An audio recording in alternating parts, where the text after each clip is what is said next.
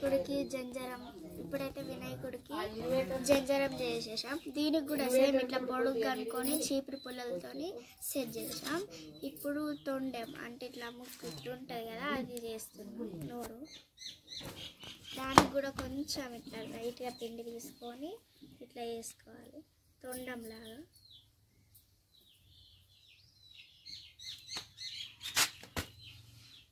ఇక్కడ ఇట్లా అనుకోవాలి, ఇట్లా ఏళ్ళతోని ఇట్లా రెండేళ్ళతోని ఇట్లా అనుకొని ఇది అనేది ఇట్లా సాగినట్టు చేయాలి. తర్వాత ఇది ఇట్లా పెట్టాలి.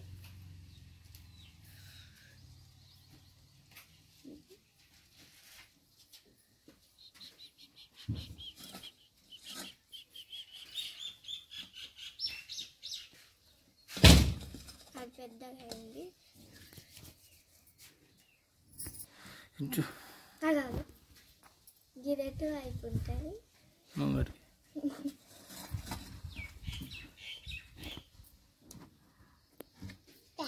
ఇది ఇప్పుడు ఇక్కడ సెట్ చేసుకుందాం. ఇది కూడా ఆగడానికి రెండు చీపురు పుల్లలు పెడదాం.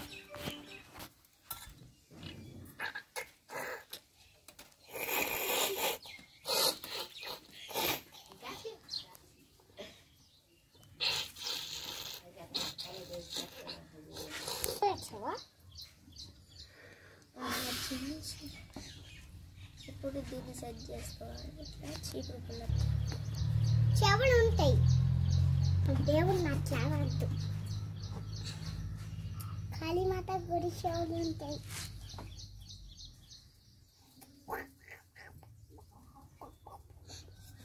దేవుడి తొండ అయితే అయిపోయింది. ఇప్పుడు చెవులు దానికి కొంచెం అంటే ఇట్లా దేవుడికి సమానం. మీరు చిన్న చేసుకుంటే చిన్నగా, పెద్దగా చేసుకుంటే పెద్దగా ఇట్లా అనుకోవాలి. మరి మన చెవులు ఎందుకు ఉంటాయి? ఇప్పుడు తీసుకుందాం, రౌండ్ వేద్దాం.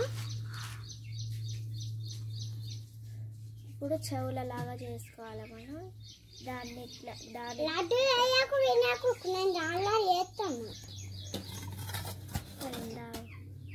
వినాకు లడ్డు వేయకు, నేను వేస్తాను. అయ్యో చేతిలో చేయాలి కదా.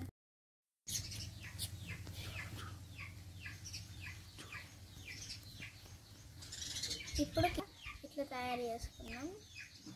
దీన్ని కూడా చీపురు పుల్లతో సెట్ చేద్దాం.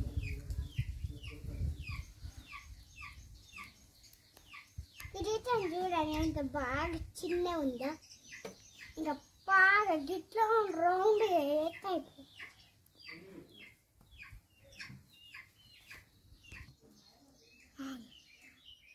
చేతులు వాడతా